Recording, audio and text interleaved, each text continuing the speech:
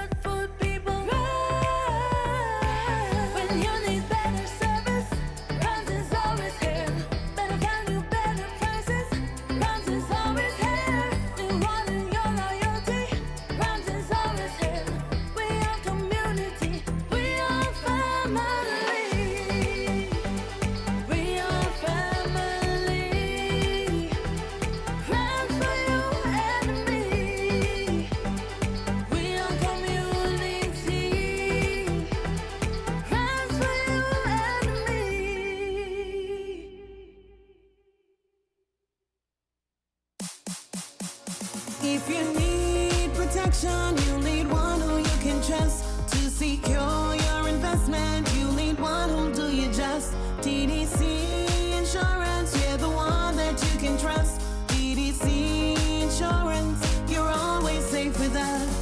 TDC Insurance is your go-to insurance company for all your insurance needs. We take pride in offering you the best solutions and ensuring our customers are fully satisfied. TDC Insurance, we take good care of you, guaranteeing you peace of mind. You're always safe with us.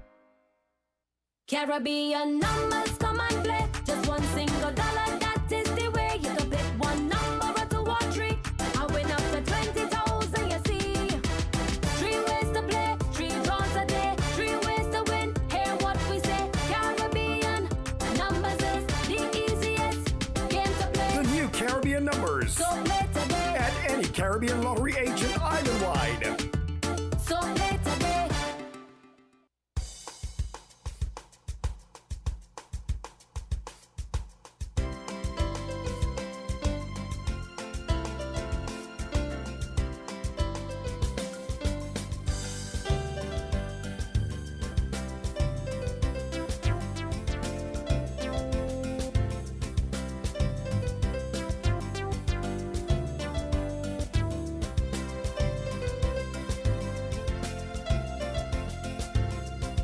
He's going to real politics, real politics.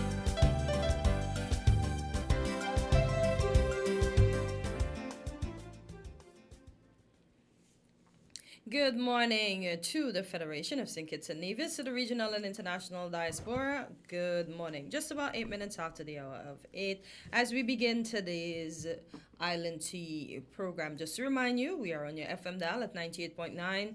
We are being simulcast on TVC Channel 40, Facebook, as well as YouTube. If you wish to bring something pressing to the fore or join in on the conversation, our local number is 466-0989. In the U.S., 2 numbers, 1-305-921-4619 or 1-718-285-6984. In the UK, 0333440065. And if you wish to reach our sales office to advertise, etc., it's 466-9586. Good morning, Quint. How are you doing this morning? I'm fine, thank you. And you? Trying to be better than yesterday. I've been fighting I don't want to say the 40 woes, but I'm trying to get my energy level back up because my energy has been through the ringer. Okay. That's the best way I can describe it. Well, I wish you the best also. Speedy recovery. Thank you. I was coming to work this morning and I'm thinking, boy, I'm aging. Because I say that to say, I saw some little people, yes, young people, across at the ICCS school. They're all dressed up. At first I said, oh, they're having a medical day, because I saw one of the students in a scrub until I look further at all of them and I see a footballer sitting there. I saw two firemen enter the gate. I saw somebody that looks like they want to be a coach. And I looked, there was a little one that passed me in pink. And I said, boy, imagine she just might be my doctor when I get old, you know. And it's just sweet to see the children are, oh, they're enjoying, the parents are indulging. I know when we had career there, all of us just dressed in one thing. We didn't have the, how should I put it? Variety. Not that we didn't have the variety, but it wasn't a thing back then. Because a fireman came to school in his own clothes saying he wants to be a fireman. But you see like how these young people now, they have the whole outfit. Let me tell you, those young gentlemen have one down to the hat. That's how the parents went all out for these costumes. But I don't know if it's all the schools that are doing it, but kudos to the school next door. And these children have promising futures. I see a lot of them in scrubs, so a lot of them want to be doctors, so at least I know I'll be taken care of. So that's a very good thing. So just to start on that light note, and as we get into the hard stuff, I saw this on NBC, and it reads as follows. First wrongful death lawsuit filed against Trump administration over drug boat strikes. And it says the families of two Trinidadian men who were killed in an October 14 strike on an alleged drug boat accused the U.S. in a lawsuit Tuesday of wrongful death and extrajudicial killings.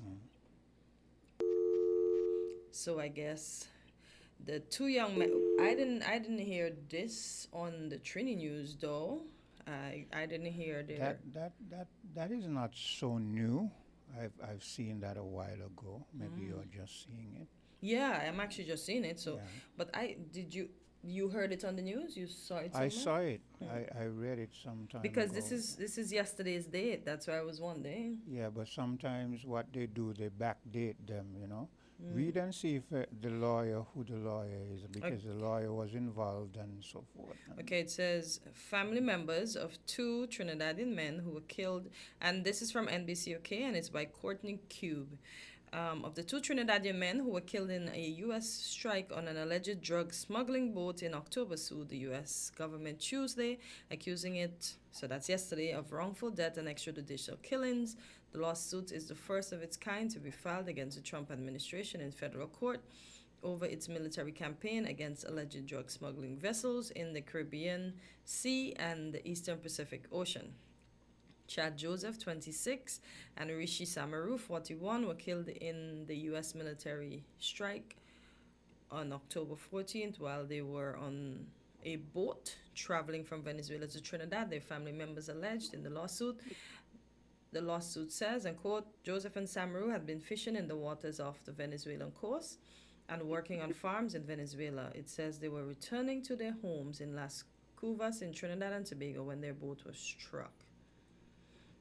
So Yeah, it's the same people, but maybe they just reach litigation, actual Okay. litigation, but it's the same two people. Yeah, because so it's already Trinidadians there. were killed in the strike. Yeah, well, remember one of the first we heard was a Trinidadian man. Apart from these two, was a Trinidadian man, and they were saying, some were alleging that he ran drugs some time ago, but and in this instance he wasn't running drugs, and all kind of allegations and so forth. So more than just those two, at least three I know of, those two, and the very first one that really made a lot of the Trinidadian get up in hoopla against Bessessa. Yeah, but maybe there have been more because, you know, Okay. even after they raided, they took out Maduro, they were still blowing up boats, you know. Oh boy. Yeah, and they're still sanctioning ships. And I read a news article this morning that said that the lady who's in charge, I played the clip of some time ago, when they had the person translating, Yeah, she says she has enough of. I saw that she's tired of taking orders Trump from them. giving orders and telling her to do this and do that, you know. So. Oh boy. Caller, good morning. You're live in Island Sea. Good morning to everybody, and greetings once more in Jesus' name, the only Savior of sinners from their sins and from hell, by the gospel only, through faith only, according to the word of God only. Now, First of all, I would like to say I'm going to try my best, doing my best, try my best to make it in for voices. God's will be done. That's the first thing. Second thing is, I would like to say this. Now, Monday gone, when we were speaking, I said that nothing is wrong if an employer decides to pay his employee extra. I did say, but that part got missed. Well, to even expand on it a bit more, nothing is wrong if an employer decide to give his employees extra above what he promised to pay them. That is fully biblical.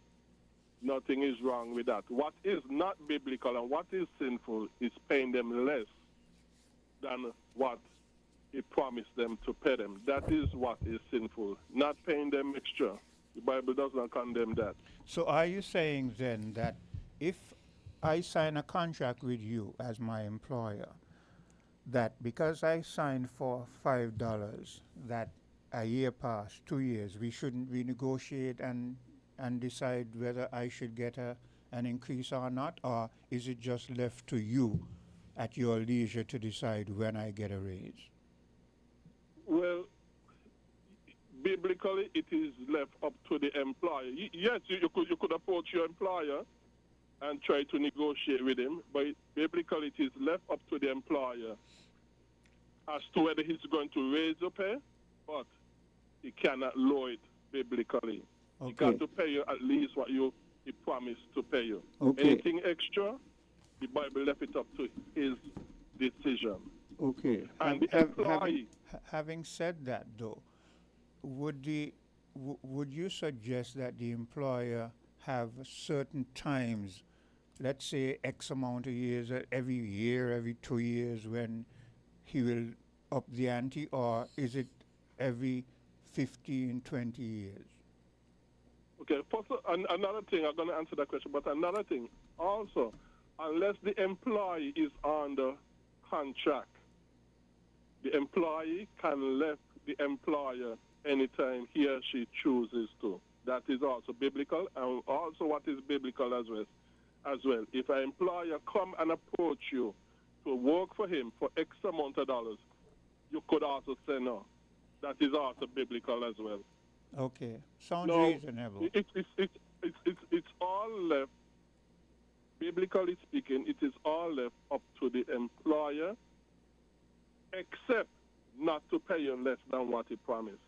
Also, remember, I'm going to try to finish this quickly. I understand, Remember, Greg, I understand it's all up to the employer, but what I want to pin you down on is the time span. Are you saying that it is all up to, it is good for the employer then to say, okay, I'll give you an increase every 15 years? Is that what you're suggesting?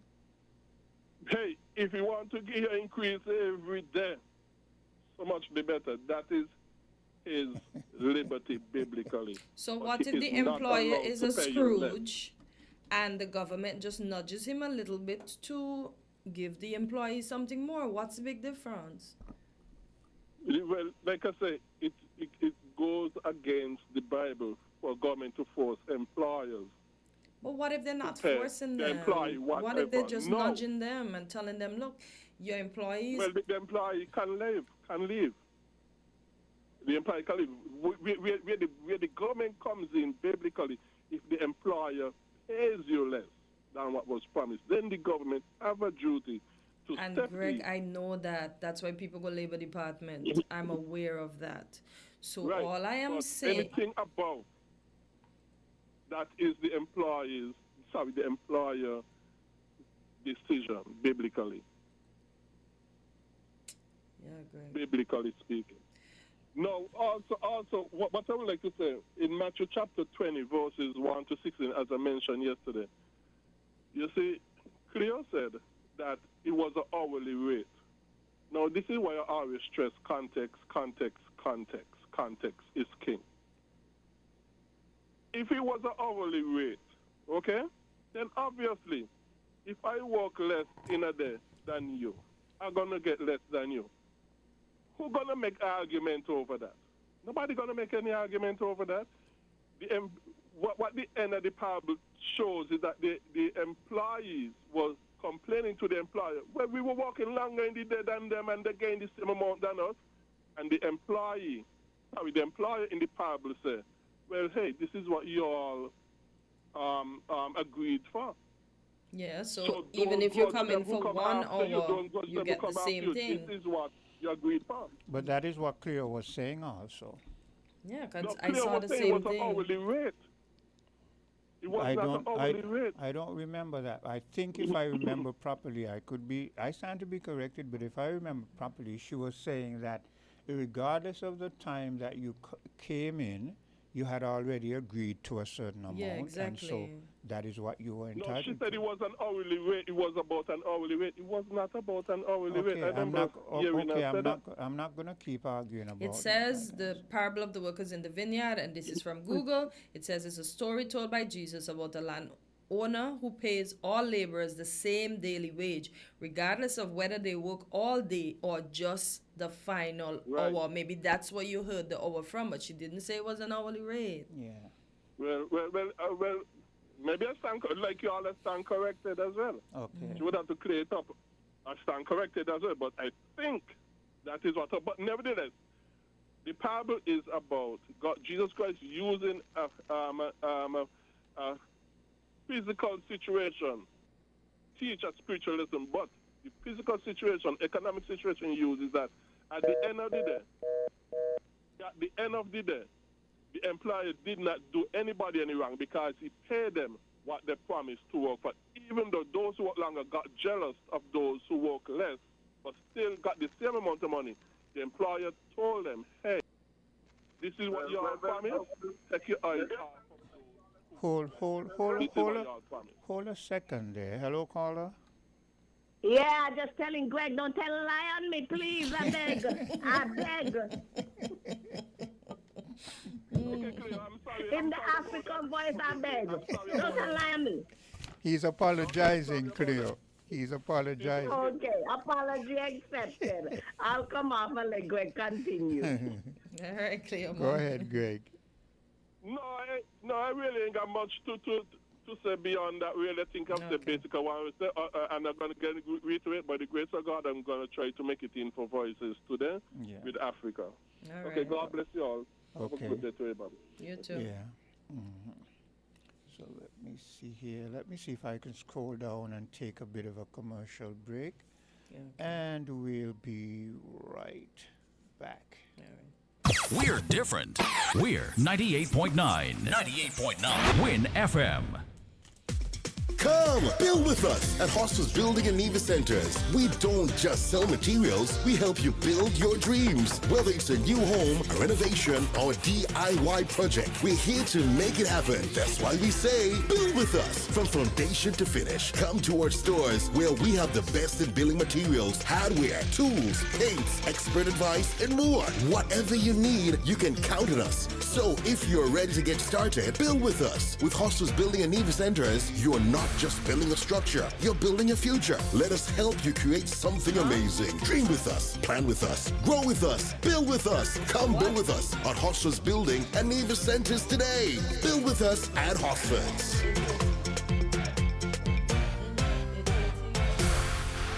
8:30 tonight. Everything you want, everything you need, got the taste you love, anywhere that you may be, is the Caribbean flavor. Shirley biscuits make me happy. Shirley got it all about the flavor. Shirley never let me down. When I lime it at the beach on the town, Shirley biscuits always feel like home.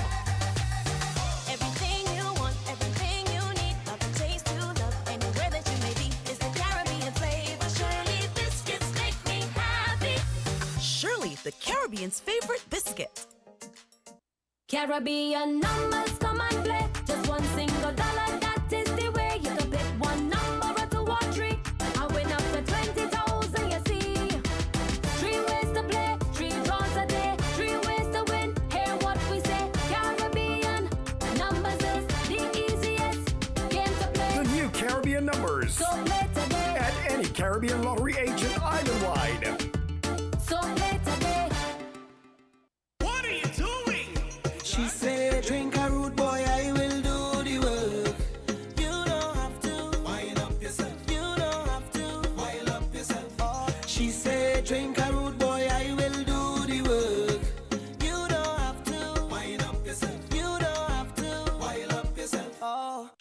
we out and we active living we life. So when we drinking. Rude boy. So when we drinking. Rude boy. Oh, Miss Lady, anyway you see we are we building up our vibes. So when we drinking. Rude boy. So when we drinking. Rude boy. Why?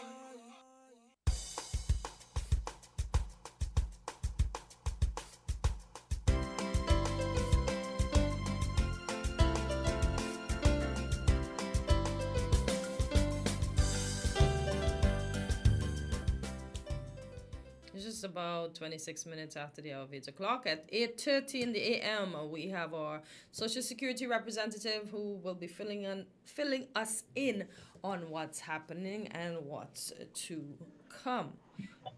Caller, go ahead. Let me turn my thing down. One second. Just about 26 minutes after the hour of 8 o'clock. At 8:30 in the a.m., we have our... Sorry about that delay. Good morning, Potencia. Good morning, Brother Quint. Good morning. And to all the listeners who usually play their part. Quint, I have something to say. And I am giving you my perspective, but I believe this is what's going to happen. This is pertaining to the Mark Brantley trend, which is two trends now. You know, it is, first one is pertaining to the SSZ and the Destiny. And all the rumbling and the rambling that's been going on. And whatever anticipated expectations was to be accomplished before the end of 2025. Now, as you can see, there is some gray area. Even though the final part of this deal that to be signed by the Prime Minister is on his desk, as it was said. It looked really shifty, and now you hear about this gaming business, the Barcelona next trend that the Premier is trying to get again. I don't think anything will accomplish pertaining to this. Election is near. And people need to get clarification of the first problem, issues. So, Mr. Welcome, bear in mind that you have just about 2 more minutes to make your point. Yeah, because I will try to be less. Yeah, okay. Let me utilize that. Okay. I think that nothing will accomplish. And it's just a matter of time before the Prime Minister. Oh, sorry. It's just a matter of time before the Prime Minister fire that shot to the sheriff. That will be heartbreaking, heart-wrenching for the Premier. Nothing gonna happen. But Destiny already put money into this, and I hope all who collected monies from will be able to retrieve back their money and save the country, the Federation, the forecast anticipation that has been alleged. I stand to be corrected, but I stand on my grounds. Thank you for allowing me. Bye for now. All right. Thank you for your contribution. So we are going to take a break, and we're going to have our Social Security representative in. We're different. We're 98.9. 98.9. Win FM. Come, build with us at Hostels Building and Nevis Centers. We don't just sell materials, we help you build your dreams. Whether it's a new home, a renovation, or a DIY project, we're here to make it happen. That's why we say, build with us. From foundation to finish, come to our stores where we have the best in building materials, hardware, tools, paints, expert advice, and more. Whatever you need, you can count on us. So if you're ready to get started, build with us. With Hostels Building and Nevis Centers, you're not just building a structure, you're building a future. Let us help you create something amazing. Dream with us, plan with us, grow with us, build with us. Come build with us at Hostels Building and Nevis Centers today. Build with us at Hosford's.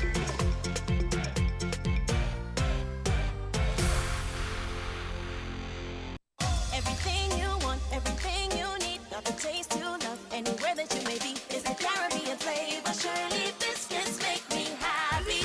Shirley got it all about the flavor. Shirley never let me down. When I lime it at the beach on the town, Shirley biscuits always feel like home. Everything you want, everything you need, got the taste you love, anywhere that you may be, is the Caribbean flavor. Shirley biscuits make me happy. Shirley, the Caribbean's favorite biscuit. Caribbean numbers come and play. Just one single dollar, that is the way. You can pick one number or two or three. I win up to 20,000, you see. 3 ways to play, 3 draws a day, 3 ways to win. Hear what we say. Caribbean numbers is the easiest game to play. The new Caribbean numbers. So play today. At any Caribbean lottery agent island-wide. So play today. What are you doing?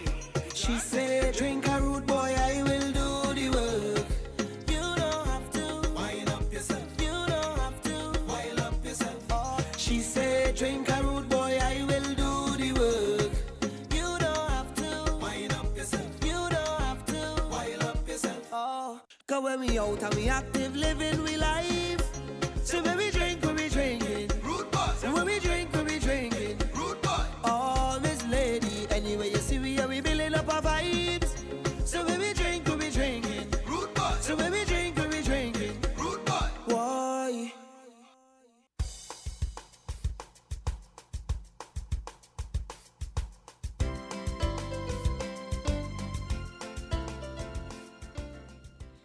And it's just about 32 why am I saying 32 numbers? Oh my gosh. It's just about 32 minutes after the hour of 8. Welcome back to today's edition of Island Tea. And in studio with us today, we have Miss Nadia Demon. As we continue our conversation on Social Security, she has 3 hot topics. I'm not going to announce them. I'm going to let her do them herself. So welcome back. Happy New Year. Happy Thanks New Year. for showing up for us nice today. Seeing you. Same here, my love. Thank you. Okay, my name is Nadia Demin. For those who don't know the voice or don't know the face, my name is Nadia Demin. I'm the marketing officer at Social Security. And today, I just come to talk about 3 main points, really. Now, you know, we're in the month of January and we want to start off the year right. And so in January, we give our self-employed contributors the opportunity to change their category. Now, this is, you know, this can be dependent on maybe they had a good season or they predict a good year. You know, we're going to the new year, you know, with affirmations and what's not. And so for our self-employed, we give them the opportunity to either increase their category by 1, or maybe it was not so good of a season, and so you can decrease by 1. Nonetheless, we encourage them to come on into Social Security and pay their earnings, because, you know, once you register, you contribute, of course, you benefit here at Social Security. But one of my main points that I want to talk about today is the sick leave claim. Now, you know, we're coming off of Sugar Mass, and I hope everyone had a wonderful and safe Sugar Mass. I sure did. And being with Sugar Mass, you know, there's an influx of people in the Federation, and so the flu season tend to come around, and as I see, my son had it. It was very rampant, and I think this flu season was really bad. You know, there's no confirmation of what it was, but some say it was COVID. Some call it I heard you mention the drop it. I heard that some say it's called the homecoming according to the road match. But whatever it is, we saw an influx of sick leave claims coming into Social Security, and you know, of course, Social Security is here to protect your income when these type of things happen. However, I would like to, let's say, debunk some rumors or clarify the surroundings of our sick leave claim. Now, a person a person can benefit from a sick leave claim if they are between the ages of 16 and 62, of course, and they have contributed, or they have paid or have been paid on their behalf at least 26 contributions into the Social Security Fund, or at least 8 contributions in the last 13 weeks before the illness, right? Now, I want people to understand that a claim for sickness benefit, you have to ensure that it was signed by a medical practitioner. Sometimes we see these sick leave claims and certain areas on the claim is missing.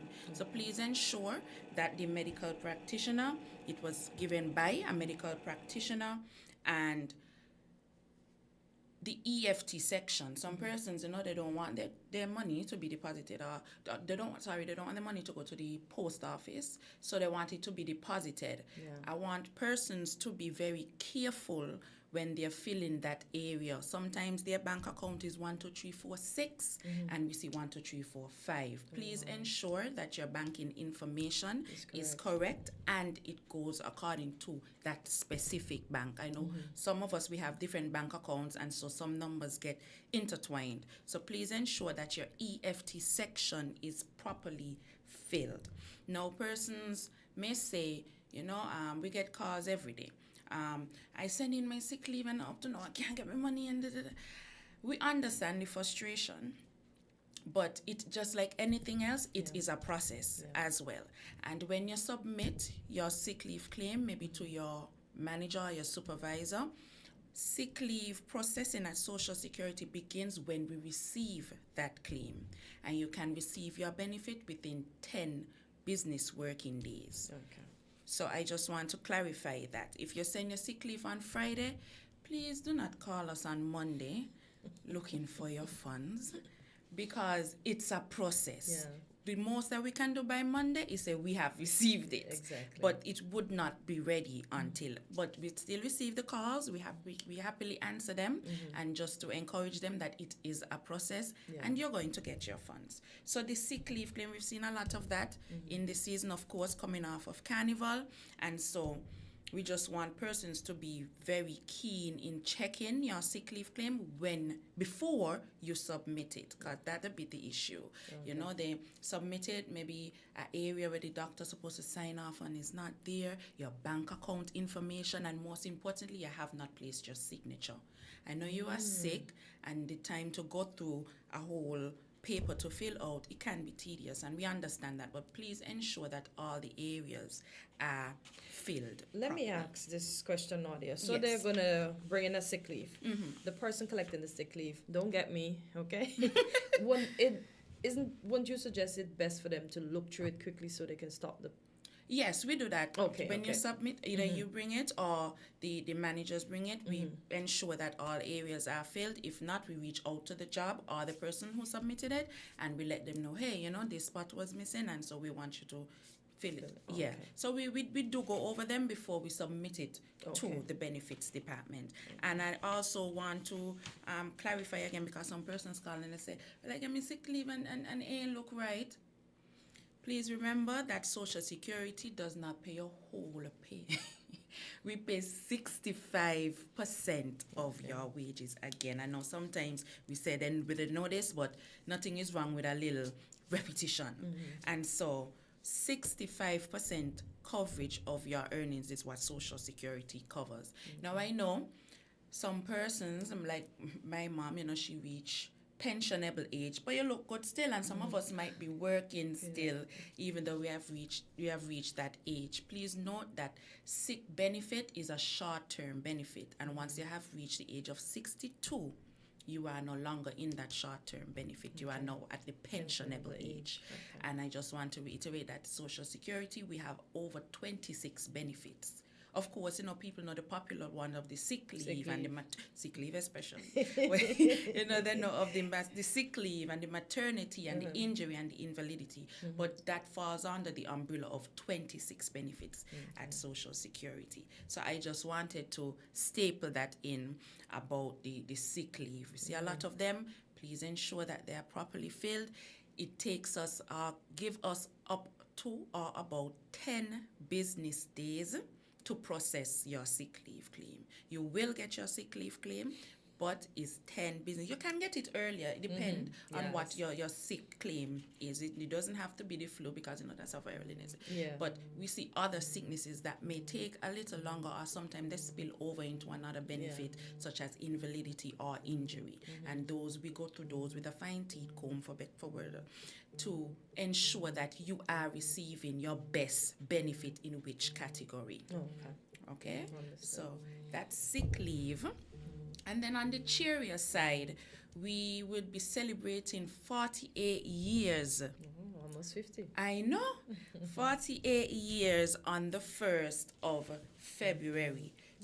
Yes, we would be celebrating 48 years of servitude to the Federation of St. Kitts and Nevis. We were established in 1978, and Social Security has stood as a pillar of protection. We are very stable, despite what the rumors may say. Oh, Social Security is not going to be here when our children. There's nothing to be scared about. Social Security, let me say, the St. Christopher and Nevis Social Security Board is one of the most stable financial funds for income in the Caribbean. I can say that. This institution, of course, it was born from a pool of powerful visionaries, notably, Robert Llewellyn Bradshaw, and his belief was simple yet profound. That is how we view it at Social Security, that every worker deserves security, dignity, and support through life challenges. And we have been doing that for 48 years strong. And so, as a worker and as someone who contributes to the fund as well, I highly commend the Social Security Board for covering the working class of the Federation of St. Kitts and Nevis. But as society evolves, so much too, Social Security, and we are not no stranger to the word reform. Yes. And we know that reform is not optional, it is essential. Yes. And so we know at this point it will happen. And so there will be changes at Social Security coming soon. I know we've been saying this for quite a few years, but nothing is wrong again with a little repetition. Exactly. Because when it do happen, at least we know the public is aware, yes, and they are comfortable to the point where they understand that reform will happen. And so as we age, we're going into 50, where we're almost half of a century. Yeah. And so changes must be made. Persons are living longer. The balance of our bodies are being different now. Yes.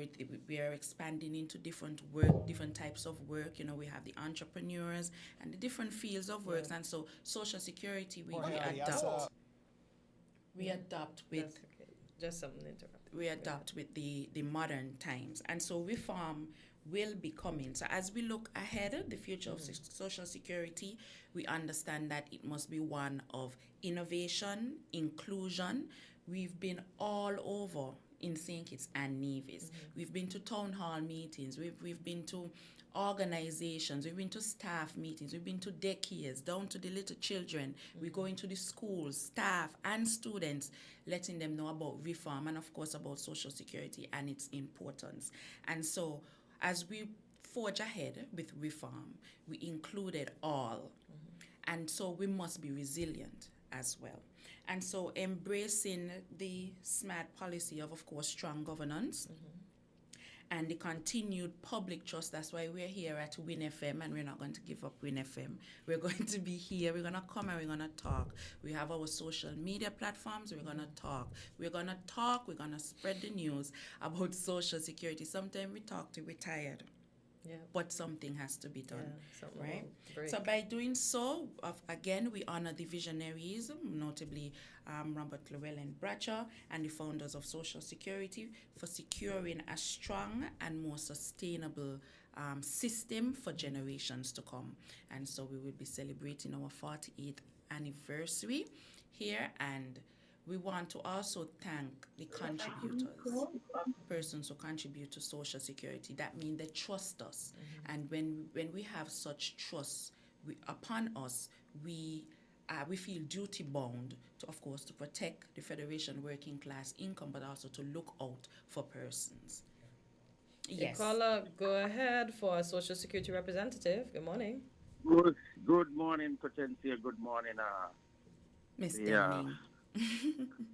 Miss Deming. Thank Yes. you for coming on and shed some light on the current condition of Social Security.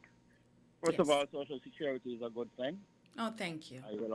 I will always endorse that, but I think Social Security has a lot of reformation to be done.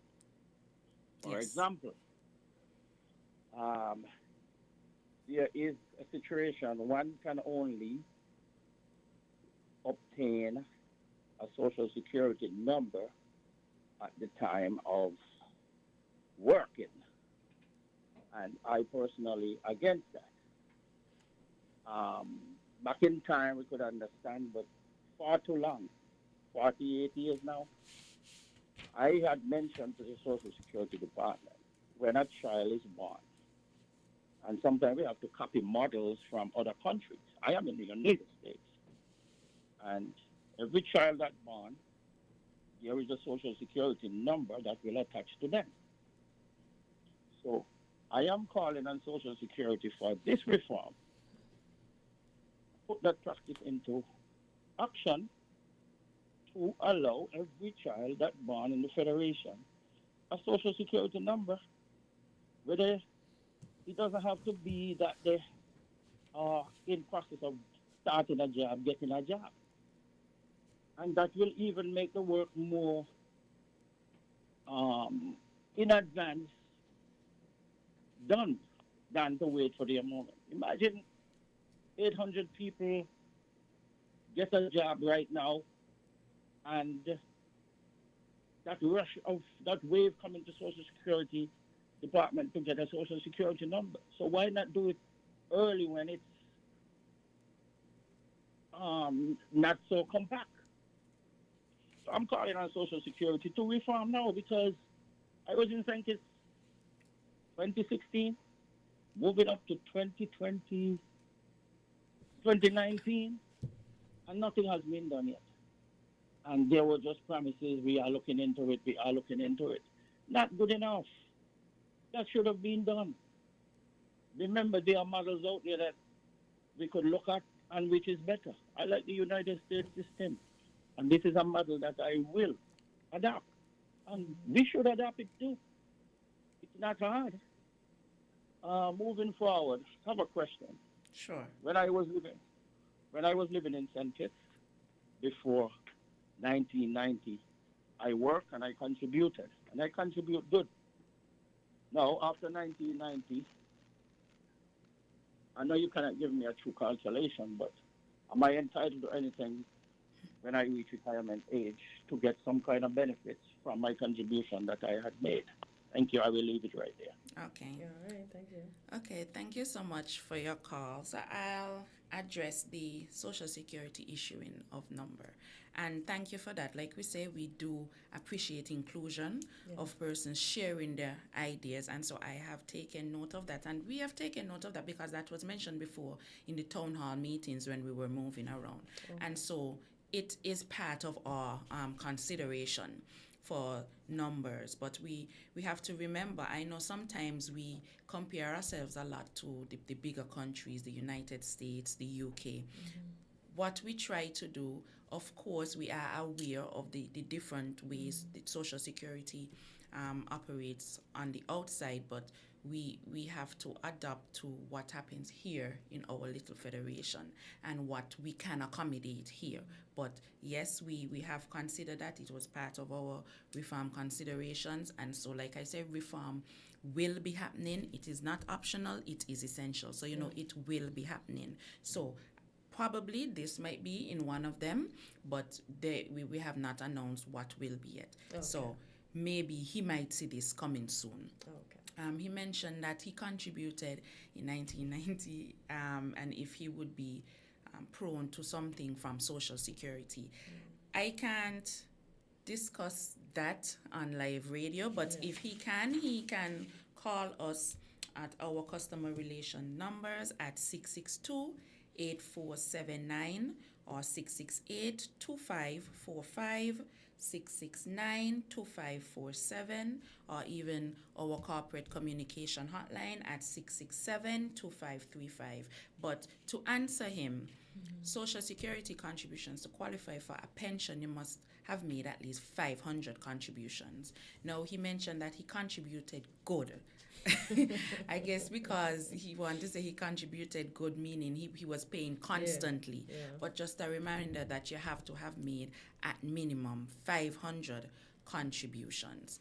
And, for pension, that is split into, you can have an age grant or a pension. A grant is a one-time payment for persons who may fall below that 500. And then you have the pension for the rest of your life. And so I know that's another rumor again to debunk, where persons say, I reached the age of 62 and, I'm supposed to get this lump sum. No. I don't know who came up with that lump sum, but once you reach the age of 62, we would congratulate you. Maybe a month before your birthday, you would receive a letter from us where you would fill out now your life certificate form and congratulate you reached the age of 62. Hooray. Yeah. And so when you've done that now, some persons would receive an age grant, which is a one-time payment for persons who fall below the threshold. And if you are above, then, we work out your earnings for the rest of your life. Okay, caller, go ahead for Miss Demin. Hi, good morning, Hortensia and Miss Demin. Good morning. I've been wanting to ask this question for a while. You see, like how, with Social Security, some people get a monthly pension and some would have gotten a paid out, like a lump sum. Yes. So, as it pertains to the funeral grant, does the person who received the lump sum would still qualify for a funeral grant in the event of death, having received a lump sum payment? Okay. So from what you're asking is that if you've reached the age of 62 and that person has received an age grant? Well, yeah, they didn't have enough credit. Right. So instead of getting a monthly check every month, they would get a lump sum. Right. Right. That's the so age grant. If they were to die, right, they still got a Social Security number, right? But they ain't getting nothing. So if they were to die now, would they still qualify for a funeral grant? Yes. Okay, I just wanted to sure, because I'm making my preparation. Yes, once you have contributed, the age grant does not dispute your contributions. Go out disqualify from your contributions. Okay. So what's an age grant? I never heard that term. What is an age grant? So an age grant falls under our pensioning benefit. So once you have reached the age of 62, dependent upon your contributions, you can qualify for either an age grant or an age pension. Now, an age grant is for persons who may fall below the threshold of contributing 500 contributions. Once you fall below that, you get an age grant, and that is a one-time payment. That is a calculation of all that you have contributed within that 500 and below, and we give you that one-time payment. And then an age pension is where you get a monthly stipend based off of all your contributions above the threshold. I had that in my notes for Kamala, but I know she has a situation, so but I had it in my notes since December to ask. But since you're there, I know you're capable as well. So yes, thank you. Thanks for answering. Yes, you're welcome. Okay, bye. Thank you, caller. You can continue. Right. So we were talking about our anniversary, and we're 48 years old. I think that is a great mind. So we're almost 5 decades, standing strong.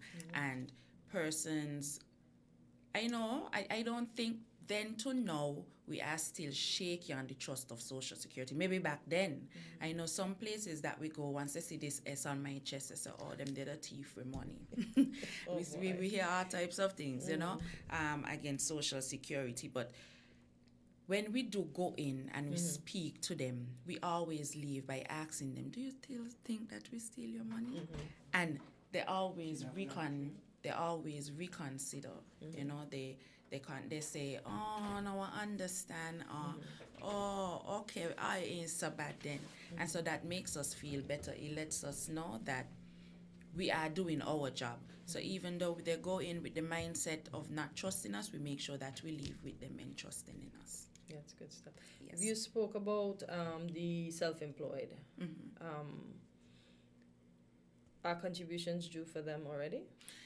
Contribution is due on the 30th. Okay. On the 30th. And like I say, in January, this is a time where they have the opportunity to change their category. Go up or The go ne- down. Yes. The next time for them to do this would be in July, which is also when we celebrate the self-employed. Okay. Right? Self-employed will be making 30 years this year since Social Security began coverage for them. So we are doing pretty good. I mean, we're not 5 and 10 we're not any novices in this thing, you know.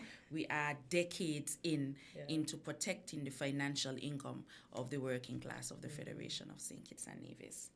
Yes. All right. So do you have anything to add before we wrap up? Or? Yes, I just like to thank the contributors again, those who trust in Social Security for over the past 5 decades.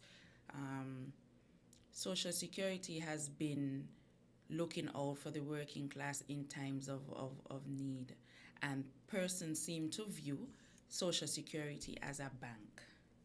You know, we get the idea that persons, they say, well, how come I can't get some of my contributions, or just give me some of, but we are not a banking institution. Picture Social Security as the head of the household, except we have the purse, right? We take care of you when life happens. Life happens in the form of death. Life happens in the form of invalidity, injury, sickness. When real life happens, not for a spending trip, or just to do a little surgery, or just to catch up on the bills, or to buy new appliances. We are here for when life happens, the health of you happen.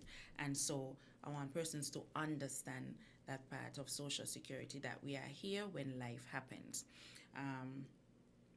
The sick leave claim, again, I would like to reiterate on that. Give us up to or about 10 business working days to process your sick leave claim. It can be sooner than that, but give us up to that point. Please ensure that all areas of your sick leave claim is properly filled. It has the medical practitioner signature. Your sickness or illness is clearly stated, your signature, your banking information, the numbers to your banking information. Make sure that they are clear and well written for us. Again, the final day for your contributions for the self-employed or to change their category is on the 30th of January. That's this Friday coming. So if you have to change your category, do that. And again, yes, we are here to answer questions. We are here to debunk any rumors. We are here. We don't shy. We're back broad. We don't shy away. We are here for any and everything. Again, our customer relation numbers are 662-8479, 668-2545, 669-2547, or you can call our corporate communication line at 667-2535 via WhatsApp. Okay, any other handles? Instagram? Yes, we're on Facebook, we're on Instagram. Of course, we have our WhatsApp numbers. We're about to start our WhatsApp channel and TikTok. So you have many ways to reach Social Security. Our doors are open Monday to Friday. Monday to Thursday, we are open 8:15 to 4:30, and on Fridays, 8:15 to 4:15. Okay. All right. Well, you heard it here first. You heard of the reform that's coming. You heard of the celebration that's going to happen from February 1st. So remember, stop in, thank Social Security, congratulate them on making 48, because as Mrs. Deming would have said it, Social Security, and I'm going to coin this, made it great. So yes. yeah. So thank you. And we have a young gentleman here. I don't think he wants to be seen, but yeah, he's also a representative. You hear his voice ever so often on the infomercials. That's all I'm going to say. But thank you both for coming in and keeping us informed. We appreciate you. Yes, thank you so much. You're welcome.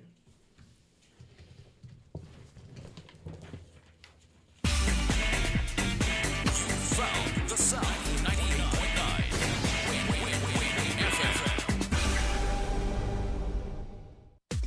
Come Come, build with us at Hostels Building and Nevis Centers. We don't just sell materials, we help you build your dreams. Whether it's a new home, a renovation, or a DIY project, we're here to make it happen. That's why we say, build with us. From foundation to finish, come to our stores where we have the best in building materials, hardware, tools, paints, expert advice, and more. Whatever you need, you can count on us. So if you're ready to get started, build with us. With Hostels Building and Nevis Centers, you're not just building a structure, you're building a future. Let us help you create something amazing. Dream with us, plan with us, grow with us, build with us. Come build with us at Hostels Building and Nevis Centers today. Build with us at Hostels.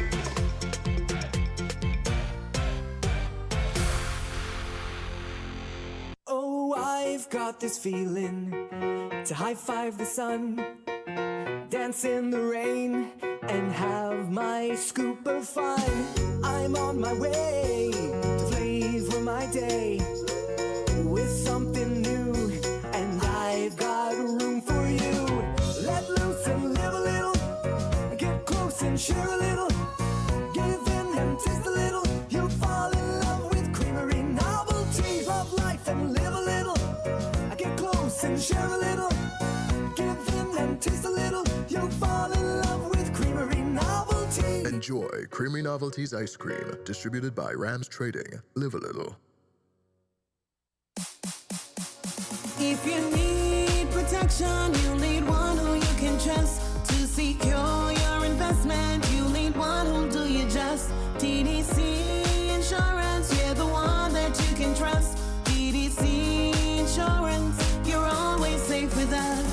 TDC Insurance is your go-to insurance company for all your insurance needs. We take pride in offering you the best solutions and ensuring our customers are fully satisfied. TDC Insurance, we take good care of you, guaranteeing you peace of mind. You're always safe with us. Caribbean numbers, come and play. Just one single dollar, that is the way. You can pick one number or two or three. I win up to 20,000, you see. 3 ways to play, 3 draws a day, 3 ways to win. Hear what we say. Caribbean numbers is the easiest game to play. The new Caribbean numbers. So play today. At any Caribbean lottery agent island-wide. So play today.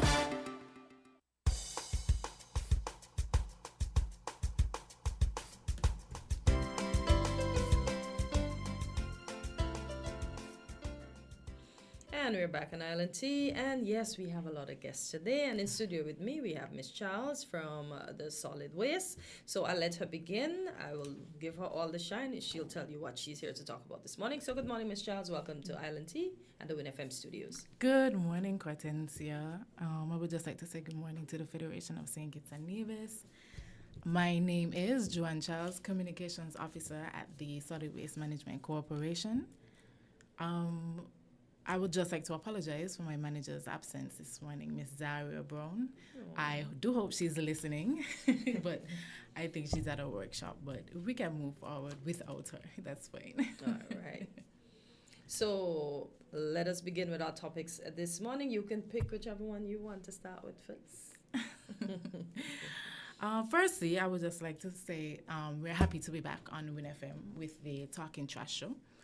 We'll be live every last Wednesday of every month. Okay. And this is just to keep the public informed what's going on within the corporation for the previous month and also what's coming up and any pressing issues. Okay. Well, one of our pressing issues is actually illegal dumping. Mm-hmm. We would just like to urge the public, if you see any instances of illegal dumping, please report it. We have our very hardworking, dedicated little wardens who you can contact. The numbers for those persons would be 662-6585.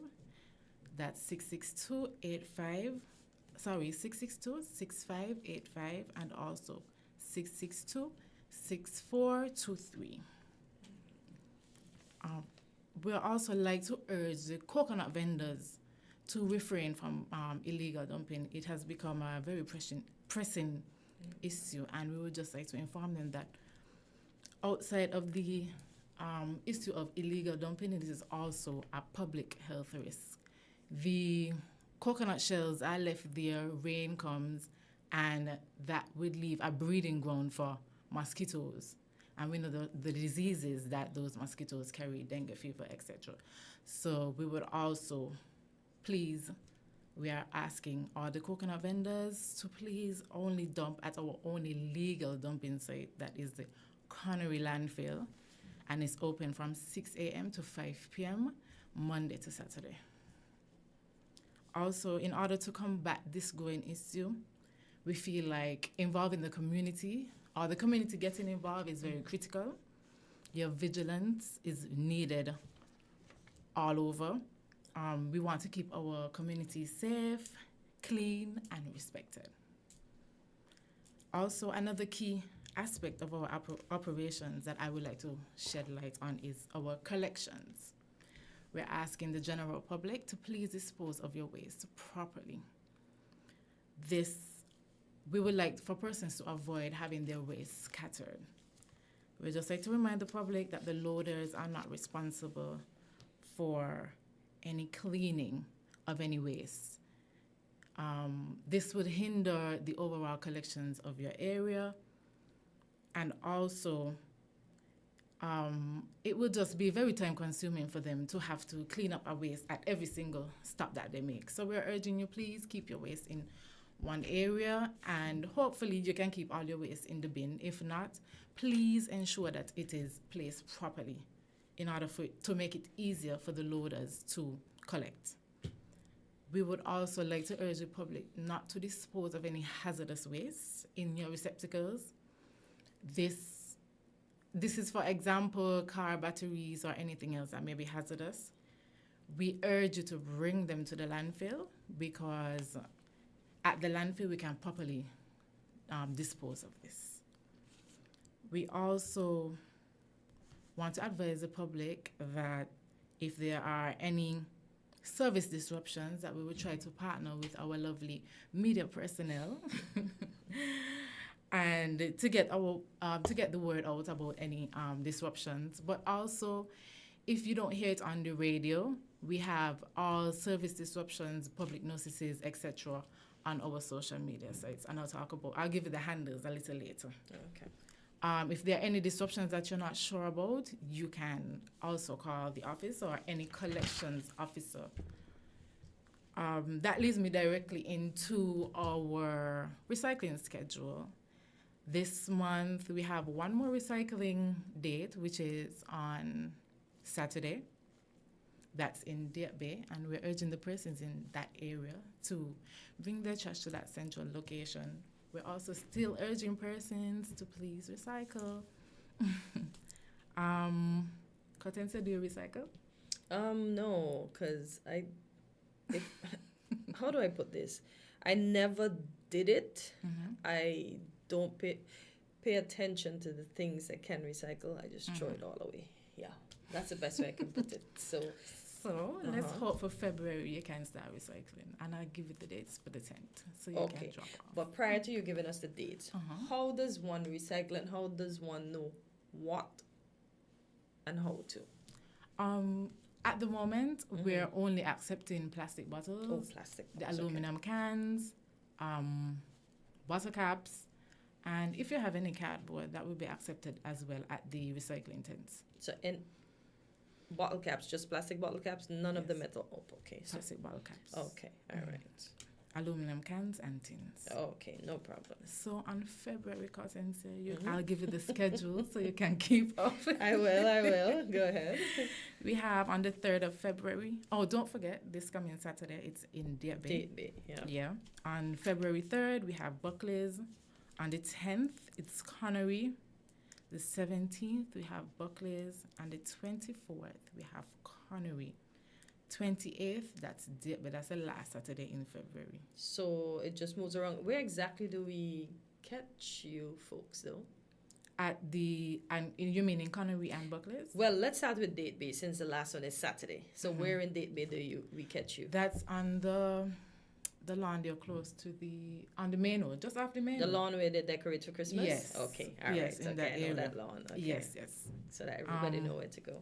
Yes, and also Connery is at the airport runabout, and Buckley's is at The airport roundabout. Yeah, right there by the finance building. Okay, got you. Yeah. Okay. I just want to make And sure I then got Buckley's is close to where Nevis Eatery used to be.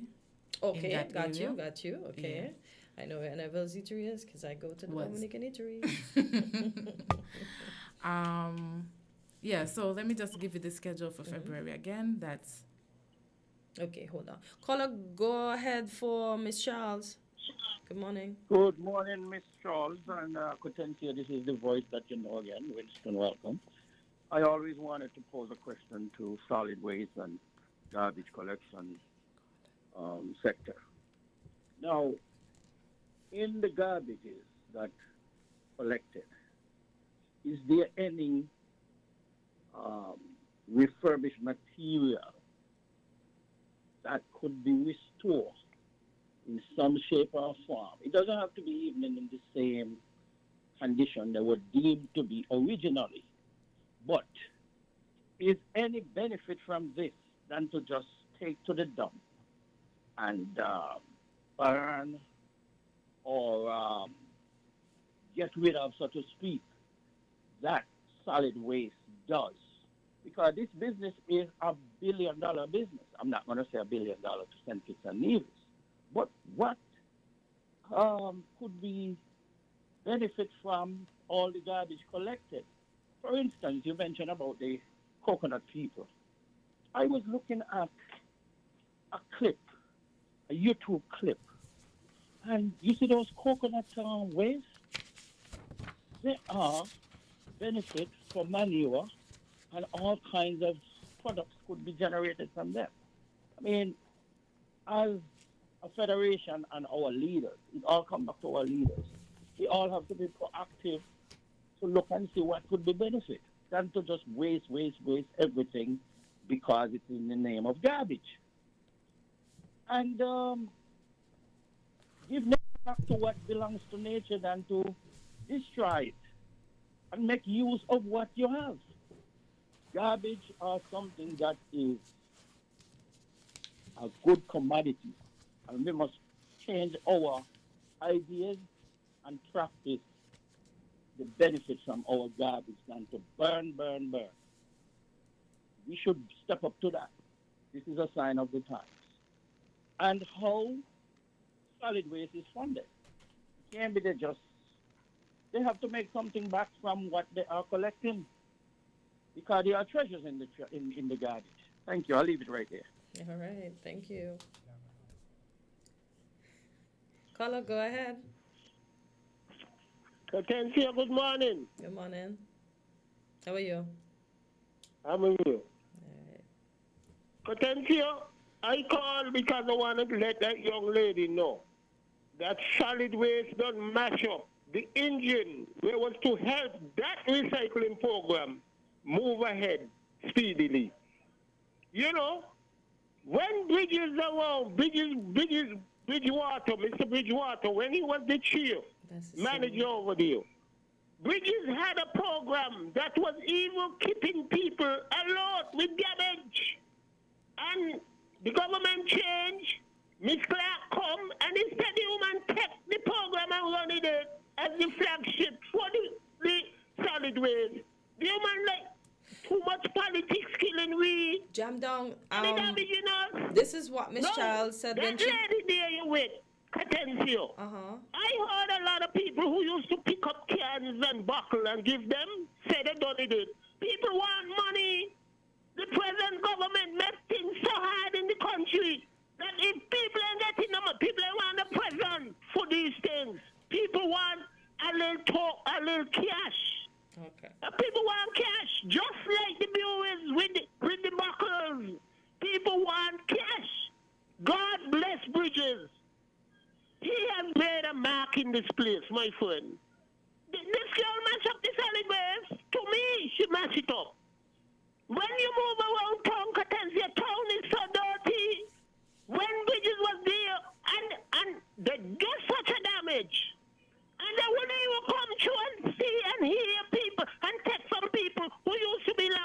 bridges, that they could at least try to keep it a little clean. They don't care. But the writing is on the wall, Ayatollah. We don't hear the cry. Have a good morning, Catensia. Poor people love you. Come to us all the time. Thank you, John Down. All right, Ms. Charles, you can continue, and if you want to address any of those concerns. I would just like to say, the Solid Waste Management Corporation always likes to listen to the community and hear all their complaints, and we do try our best to work on every pressing issue that is brought to our attention to the best of our capacity. All right, so maybe continue on the vein of the dates, and Yes. then you can give us your handles as we wrap up.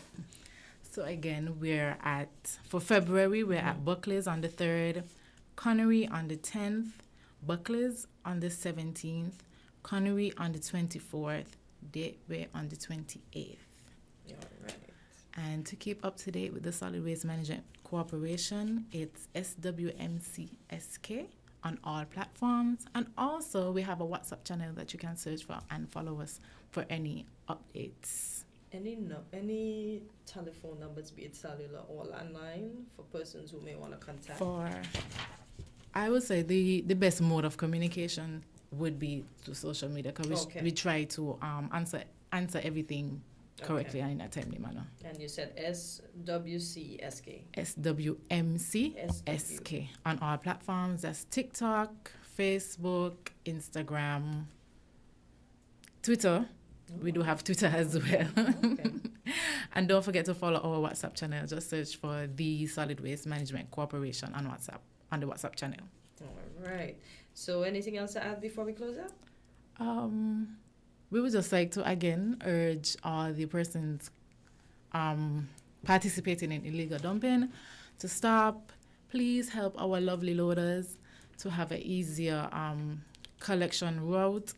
And also, please recycle. Yes. Continue recycling. And any concerns, anything that you want the corporation to know, any instances of illegal dumping that you may see, please don't be afraid to contact us. All right. So thank you, Ms. Giles, for coming in. See you in February on, as she said, the last Wednesday month yes. at 9 a.m. So thank you for talking trash again in a lovely way. Have a good day. Yes. WINN is 98.9. 98.9 is Win FM.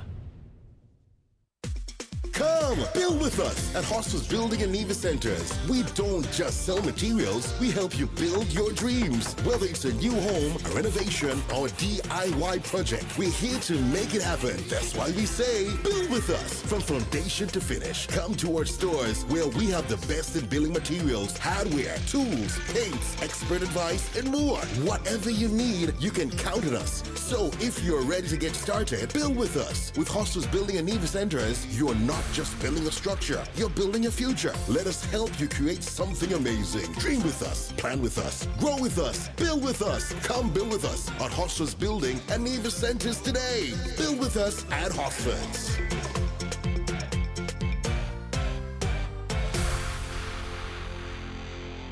Everything you want, everything you need, got the taste you love, anywhere that you may be. It's the Caribbean flavor. Shirley biscuits make me happy.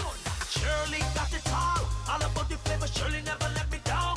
And I lime it at the beach on the town. Shirley biscuits always feel like home. Everything you want, everything you need, got the taste you love, anywhere that you may be. It's the Caribbean flavor. Shirley biscuits make me happy. Shirley, the Caribbean's favorite biscuit. Caribbean numbers come and play. Just one single dollar, that is the way. You can pick one number or two or three. I win up to 20,000, you see.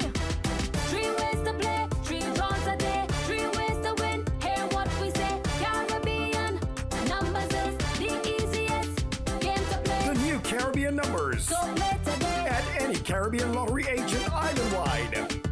So play today. What are you doing? She said, drink a root boy, I will do the work. You don't have to wind up yourself. You don't have to wind up yourself. Oh, she said, drink a root boy, I will do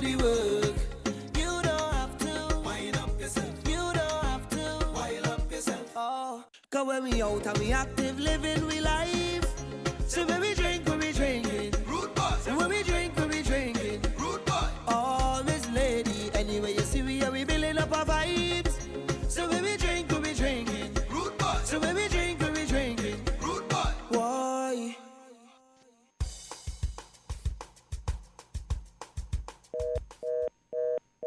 So we lost that caller? Okay, so just about 20 minutes after the hour of 9. Just to remind you, at 9:30, we'll have the farmers in the house. So stay tuned for farm reports. Oh boy, we're reporting on a lot of things today. We reported on we reported on Social Security. We reported on taking care of our environment and the trash, and so we'll be reporting about the farm. Here we go, reporting Quint. But Quint, I don't know if you heard of. Have you ever watched a movie Contagion? Okay, that looks like a no. Can't recall.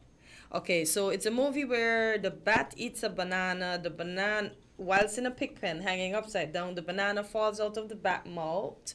It ends up in the pig pen, and piggy happy, he gets some food, piggy eat it, and then an infection starts.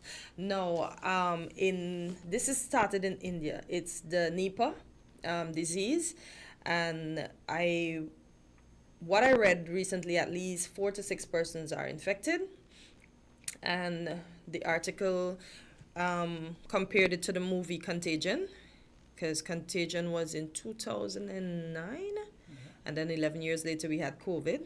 We have a caller in the middle. Okay, caller, go ahead. You're live on Island T. Yeah, good morning to everyone listening to my voice. You just had the solid waste person on, right? Yeah. Yeah, I just wanted to say in regards to that, right?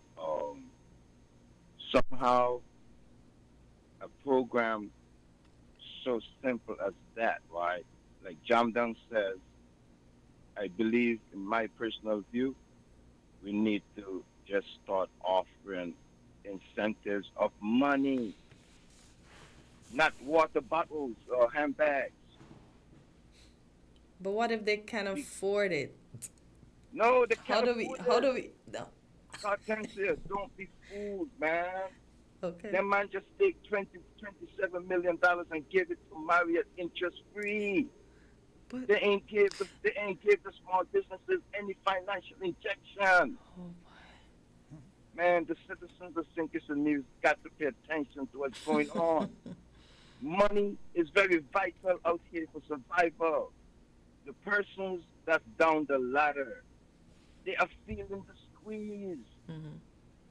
You know, when some people on the street maybe begging, they might not really necessarily be down and out. They might be trying to fake us out, but there are persons out there who are desperately in need of help. You know what the difference $5 would make to somebody to buy a sandwich or to get a cup of coffee, who are so desperately in need of that?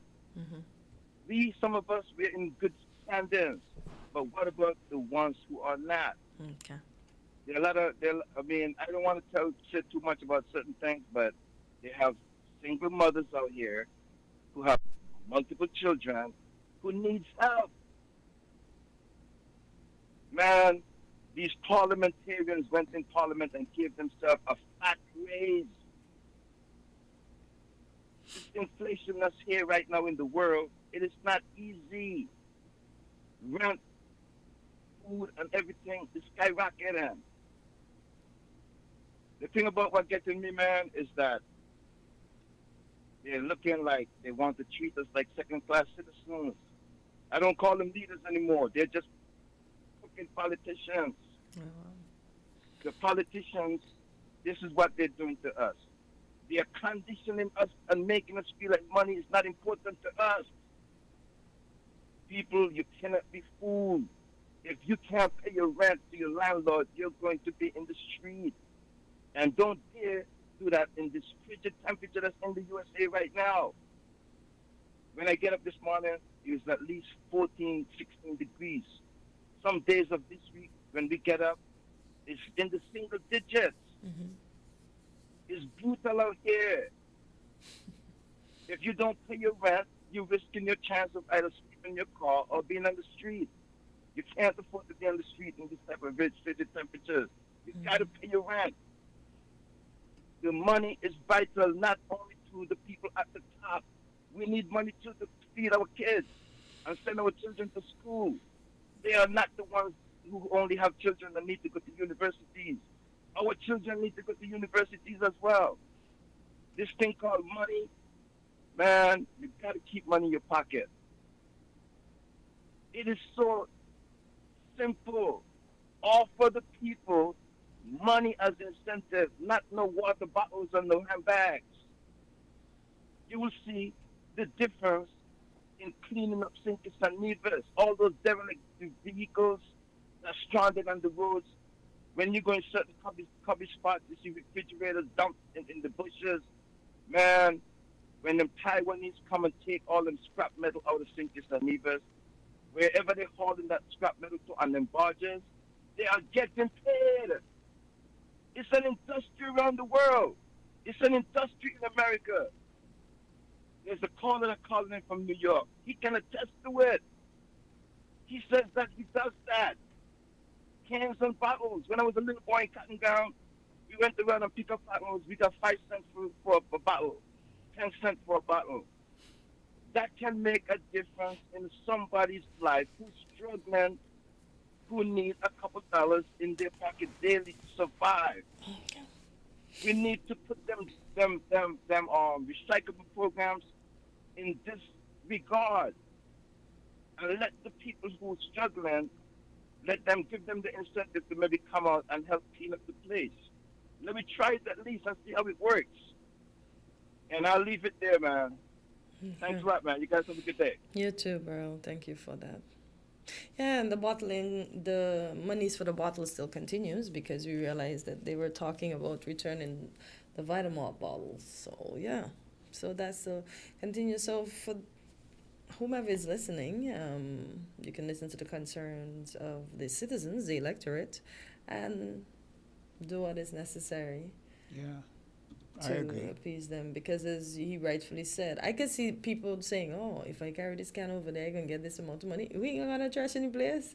But it's sad though too that we have to incentivize things in order for people to keep places clean. Yeah, well, money makes the world go round. You know what Yo, they say. listen. Hello, caller. Good morning, all. Good morning. Good day. I understand what Burl is talking about, but I'm not so sure that that's the way to go. We have to have reach some level of maturity, patriotism, that will mess up the place in the first place. Okay? The thing with money as an incentive is that it causes the fireman lighting fire approach to things, if you know what I mean. Basically, people will, it's foolish, I know, but people will say things like, well, I can throw my can there and my garbage there because it gives somebody a work to use local land. Mm-hmm. To pick up behind me, right? And that is not where we want to go, right? Similarly, we don't want folks who are collecting these things to have a mindset that, well, if things aren't nice and clean, people don't dispose their garbage properly, then that's good for me, right? So at this stage of our development, I mean, when you look at all the programs that Solid Waste has had over the years, I mean, it's decades now, right? All kinds of, well, we love this place, jingles and so on. And it is still a problem. Something is drastically wrong, I think, because we go after, for instance, first world standards. Right? There are places that just don't happen. Right? And why we might go after the Joneses, so to speak, in terms of their standard of living and so on, the lifestyle and so on.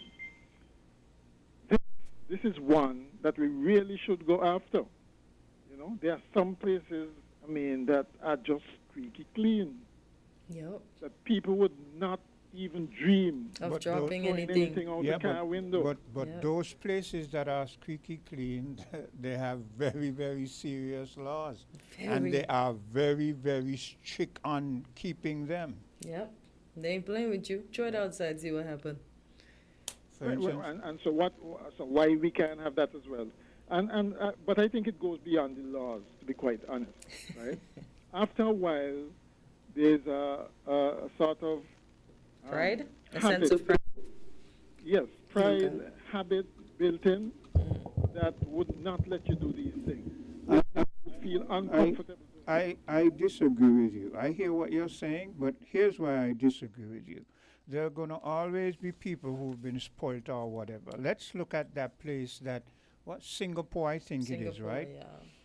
You think if the Singapore legal system wasn't as stringent as it is, give them a matter of 3 to 5 years that people wouldn't, because people come from abroad and go there and do things and they get punished and they realize these people aren't making any joke. So I hear what you're saying, and it should come down to that where we have a sense of pride, but everybody isn't going to be that way. So that's where the law comes in. Okay, everybody's not going to be that way, but the thing is, as it is right now, it's almost endemic that too many people I agree. are that, right. Yeah. Exactly. So yes, it's not going to be perfect, but we should be aiming for at least a place where we're gonna have most to people feel we're uncomfortable. gonna have to break because our agriculture people are here. Okay. So we're gonna have to break, and thanks for your input. Yeah. Okay then. Let's stop child sexual abuse. The age of consent is 16, yet our 15, 14, 13, 12, 11, and 10-year-olds are becoming victims of sexual abuse and exploitation, which is being forced into sexual activity before they are old enough to decide. This causes mental, emotional, and physical harm to our children. Parents, it is your responsibility to protect and to educate your children. Develop a relationship of trust with your child. If they trust you, they will tell you. Child sexual abuse cannot be our norm. We must work together to correct this. Help us prevent, help us protect, help us prosecute. A message by the Department of Probation and Child Protection Services. Contact us at 467-1311 or 662-6833 for more information.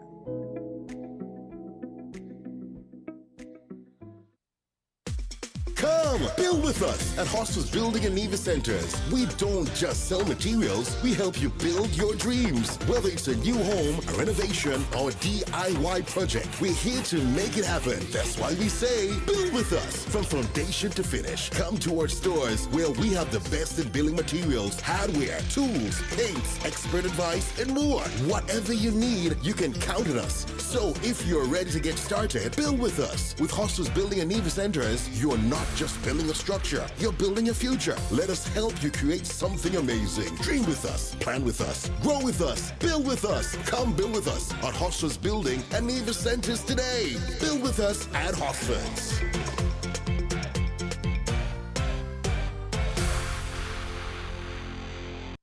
Everything you want, everything you need, got the taste you love, anywhere that you may be, is the Caribbean flavor. Shirley biscuits make me happy.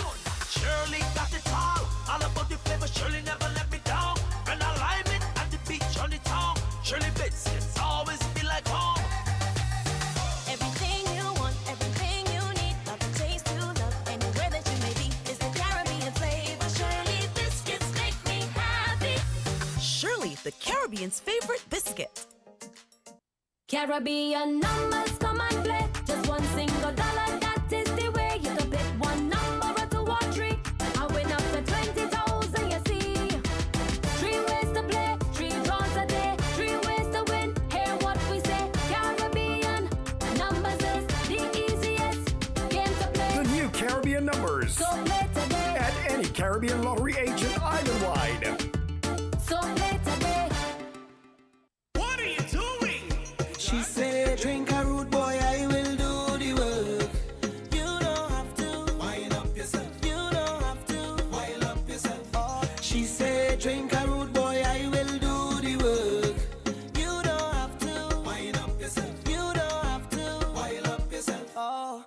when we out and we active, living we life. So when we drinking. Rude boy. So when we drinking. Rude boy. Oh, Miss Lady, anyway you see we are we building up our vibes. So when we drinking. Rude boy. So when we drinking. Rude boy. Why?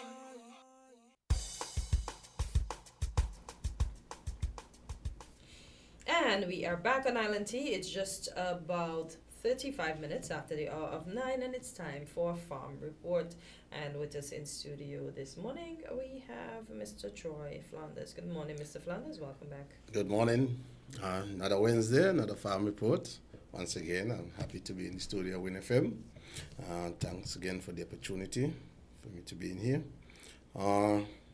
First, let me get this out the way. So, available at the marketing unit at the Department of Agriculture. They have yams, and lovely yams, local yams. We have carrots, and those carrots are very sweet, beautiful. Yeah. And also pumpkins and eggplant is available at the marketing unit. So I'm urging everyone to go out and support the farming community. Buy local, eat local. Stay strong. Yeah. And also pineapples. Local pineapples, they are very sweet. Sweet. So Talking my English now. Everything you're talking good, but now you're talking. Yeah, there's some sweet pineapples. Local. Can I say that it seems as if the farm has been producing recently? Well, as the season go on, you will find more and more local produce available. You soon have local onions will soon be on the market, and sweet potato start. Yeah, because it's Easter time. Yeah, start coming in. So that's what you see. We as farmers, we have a small window to operate, and after the window close, it'll be a difficult time.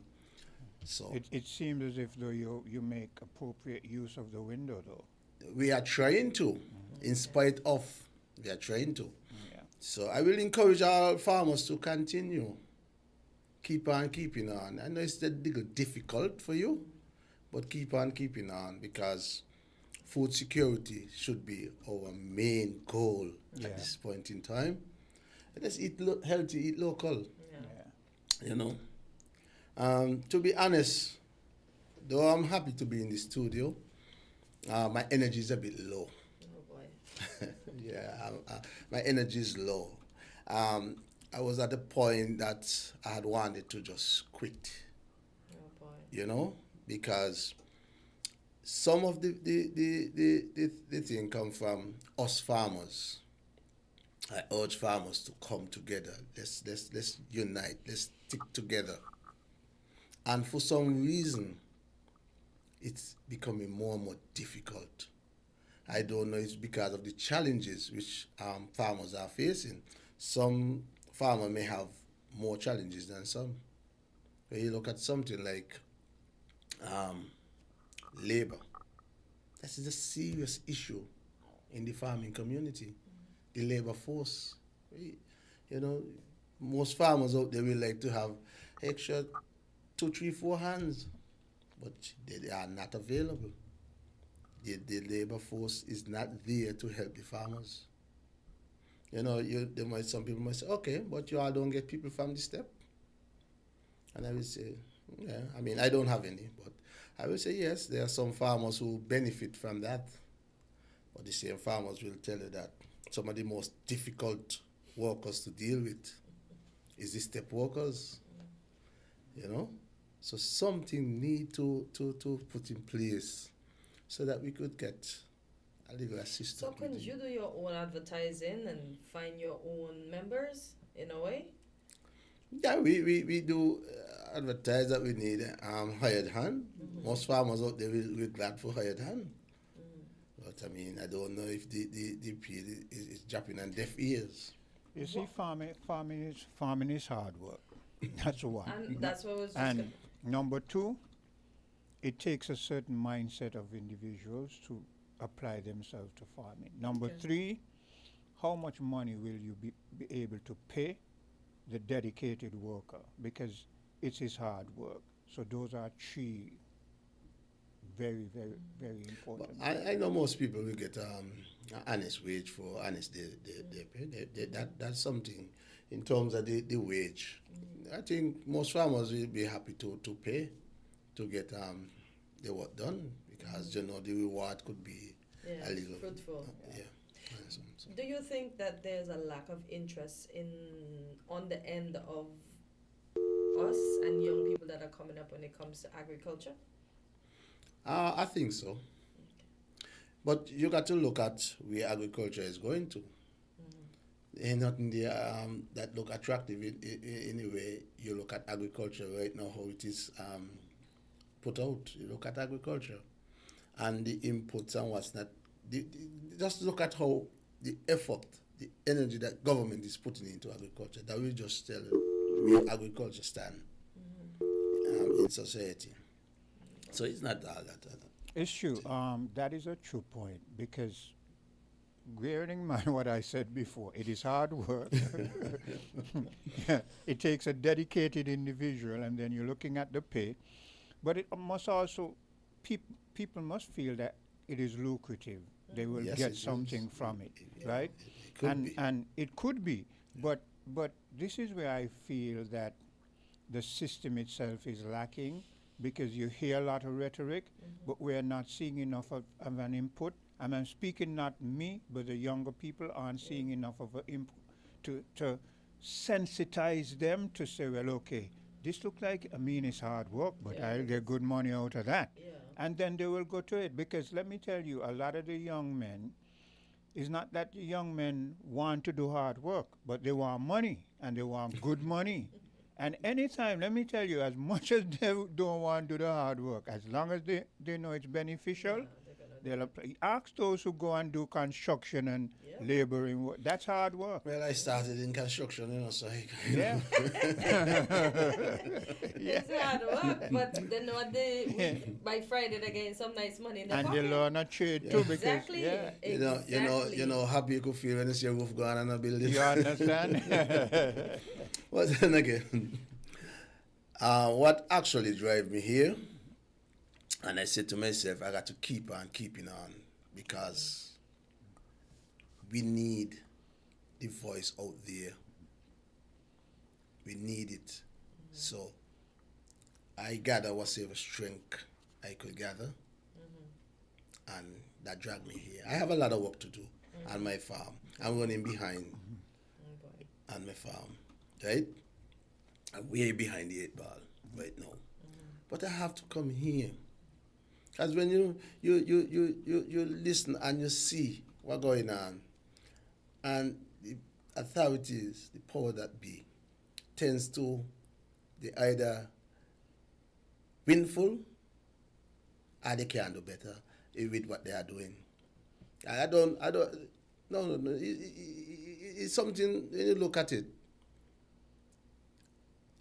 the minister was on, and I think it was a press conference or something. Yesterday. Yeah, and he was asked an easy question about agriculture, a softball question about agriculture. And when I listened to what he said, and the first thing is that he started laughing at the end of the question, which means that he's not taking us seriously. He don't laugh at people's plight.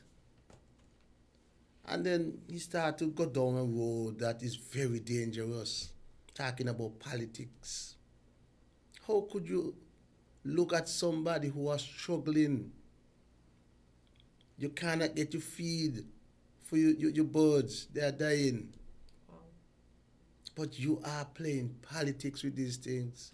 Farmers cannot get chemical. They cannot get seeds.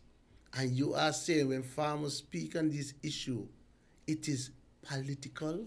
Let me ask you a question, and it's going to be a hard question, so kind of brace yourself, right? Now, I understand, I heard yesterday what the minister said. Someone related it to me, right? Now, the question I'm going to ask you is this. When the minister looks at the whole farming community, and then maybe he looks at you and he sees that you're a part of a political party, then why wouldn't he feel that it is political when you come at him certain ways?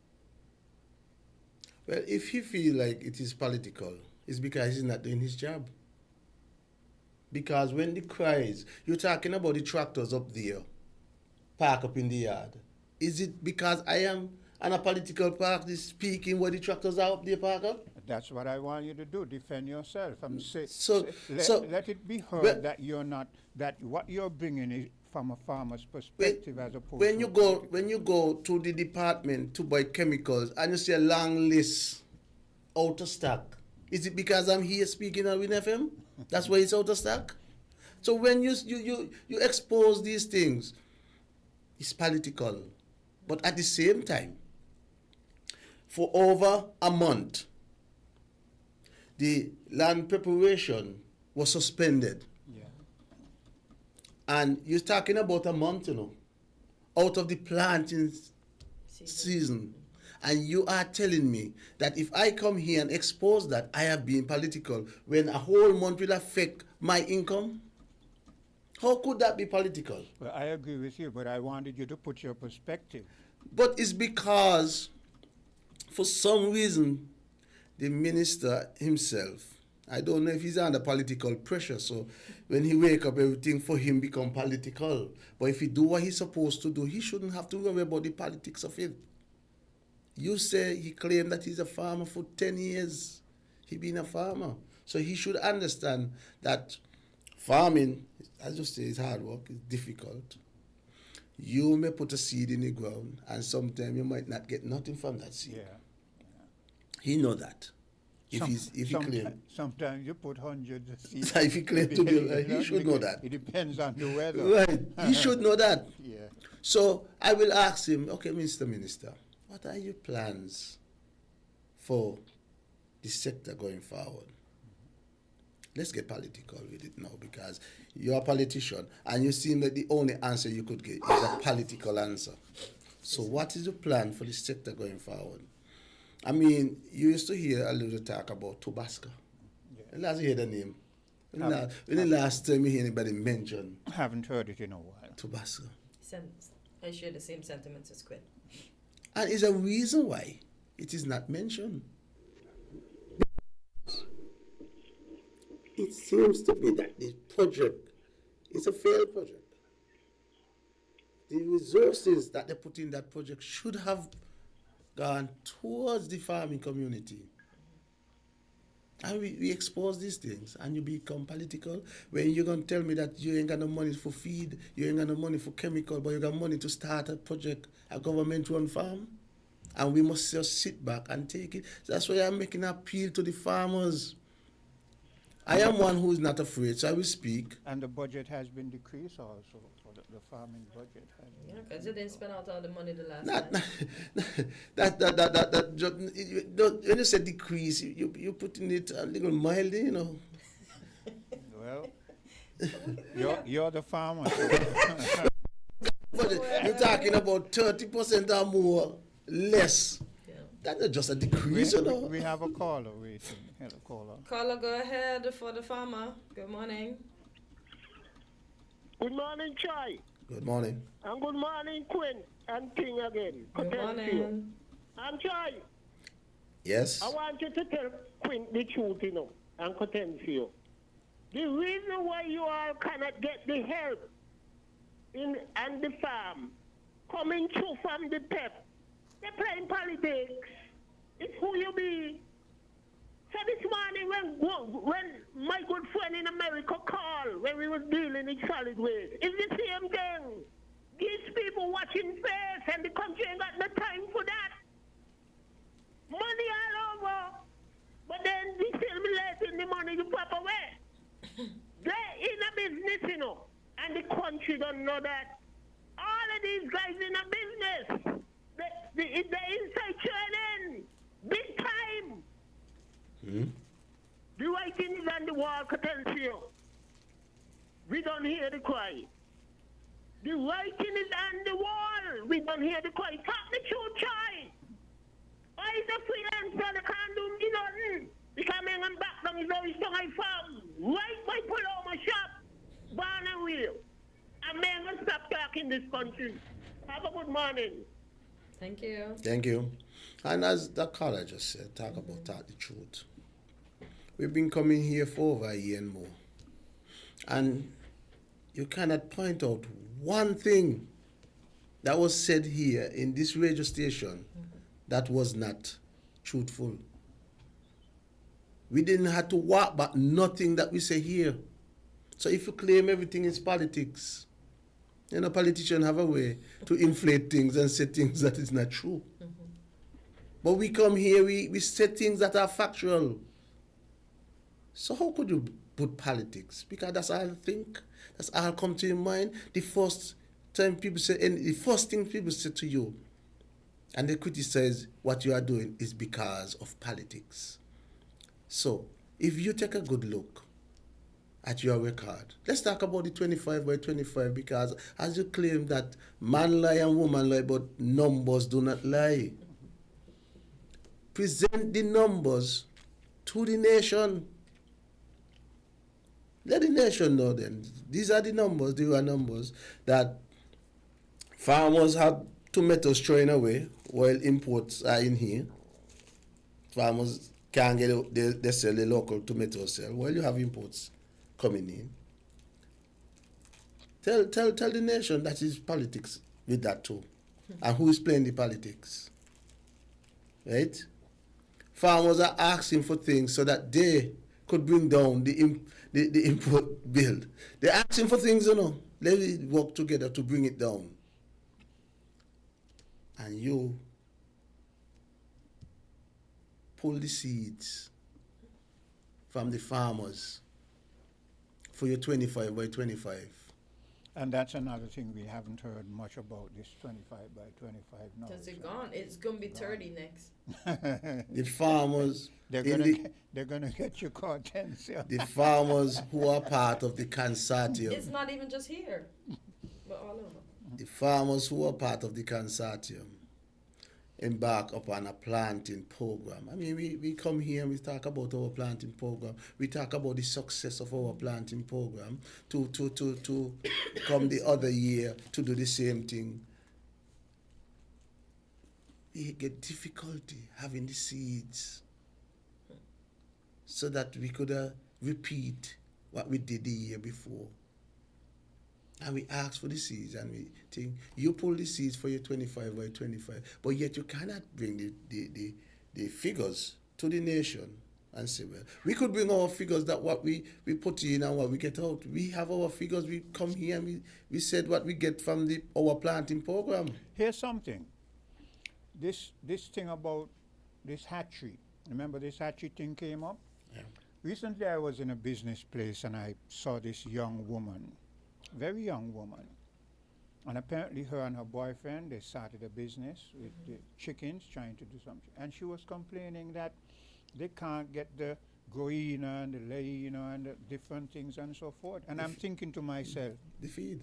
This is what the farmers have been saying all the time. They can't get the things to do the business that they want to do. Exactly. Yeah, but the difficulty is, Quint, as you keep pressing me to bring somebody here to talk, to say, no, try one and talk. The difficulty is that most people are shy and they are afraid of being victimized. So people will say things to me and I will dig into it, because when somebody comes and says, try, I ain't going to just jump at it. I'm going to look and investigate and make sure that what you are saying is true. So when I come and I echo what those farmers are saying, I become political. But you see, those farmers are shooting themselves in the foot, because they don't seem to understand, as long as they continue being shy and staying in the background, they're going to continue being exploited the way they... This is why I keep saying recently, the majority of the people are cowards waiting to be exploited. What in your mind tells you? Look back in your history, our foreparents' history. Look at what they had to go through. Whips on their backs, being hung, raped, castrated. Don't you think that they should have, they were in a better position to say, boy, because of what we're going through, we're going to be coward? But they didn't. They fought. So what are we going to do now? Is anybody raping us, killing us? It's much more comfortable. And because of that little bit of comfort, you don't understand, you could put yourself back where you were before, you know. Well, it have something to do with generations, eh? Because, I mean, the same thing playing out all over the world with black people. This generation might not have had it as bad as the one before. Yeah, yeah. So for some reason, as you say, the comfort that they are feeling. That's it. They understand that people before them Made fight for that yeah. comfort. That they have now. Yeah. And if you look at the history of St. Kitts, we are not a people to rise up against government. And I'm not asking nobody to rise up against government. I'm asking government to do the right thing on behalf of the people. So people don't have to rise up against the government. Just the government do the right thing for the people. Once you do that. You're speaking about our recent history, because if you look back at the history of Marcus of the Woods, and there was a particular woman a slave woman who fought, took it to court and won. So we have a history of people who fought. No, that's what I was talking about, because you talk about Buckley's words, and so I'm talking about this generation. Okay. That the comfort. Yeah, yeah. The comfort. Yeah. Right? And could you imagine that there are farmers who own land and they get a letter to tell you, get off the land, and then put you nowhere else. And they are shy, they are afraid to come. Let me come and say, see this letter here? Just call them to come. They will go as far as they could continue back. Yeah. And so, but it's okay, because I had at one point in time said, I'm going to quit. But I decided, you know what, there's a little more fight. Look, there's a song that says, when the going gets tough, the what? The tough gets going. Going. Yeah. And I can tell you, and I'm sure you know from my own life, just when you're about to give up is just when things are about to turn in your benefit. Sometimes you give up, and then you see someone else reaping the benefit, and you say, wow, if I had only stuck in there too. But it's hard, it's hard. But I would like to come here a Wednesday time and tell you that go to the vendors and the strip. There's a lot of local produce there. I would like to come here and tell you that tomatoes is in abundance. Sweet peppers, beautiful, nice country sweet peppers are there. Local sweet peppers. I would like to come here and do that. I would like to tell you that the carrots that you are consuming is all local, good carrots. I would like to tell you that. And until we reach to that stage, we got to come here and seem as if, well, I am begging our government to look at us differently. Just look at us differently. I mean, onion, over $1 million. You import onions. And saying it's got good onions, beautiful onions, nice strong onions. Way longer. And all it take is just a simple thing, you know. Just focus. Let focus and producing onion in a short window, and then let me store them, because onion could store for over a year in good condition. Yeah. So you find one season, you meet in next season. If you do simple things, it probably might be drying the onion. What will it cost to get a dryer to dry these onions? What will it cost to put up a storage for these onions? Okay, $2-3 million, and we just spend more than that on podium. So up and went. So let's focus that on. Let's just focus on onion. And at the end of the day, okay, onion check, that done. Carrot could store again in good condition for a good period of time. How much carrots we importing? Okay, we're going to stop import carrots around this time because we have enough. So when it come around maybe 3 months in a year, we might import some carrots because we might not be able to store them for that long. And in good condition. Check. What are you going to cost? Almost nothing. Yeah. Well, let me say this. The minister, he is a politician. And what people have to realize when you become a minister and you're given a portfolio, don't look at faces. Don't look at who's this and who's that and who's in your party or who's against your party. Look at the job, the portfolio you have, and work it at the best of your ability. Having said that, Mr. Farmer, you're part of a political party.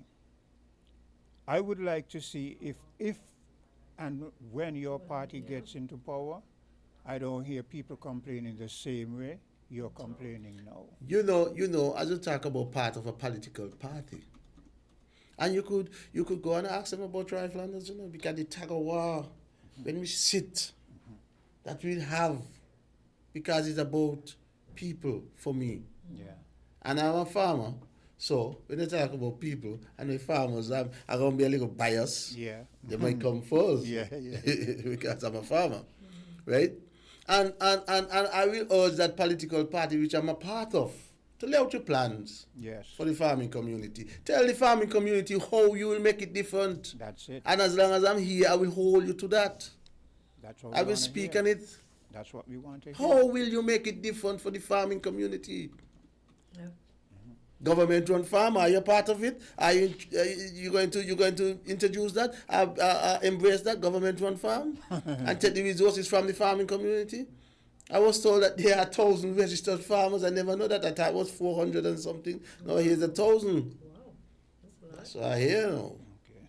So if you multiply 1,000 by 4, because they don't say every individual, you should. But when you come on vote, you should.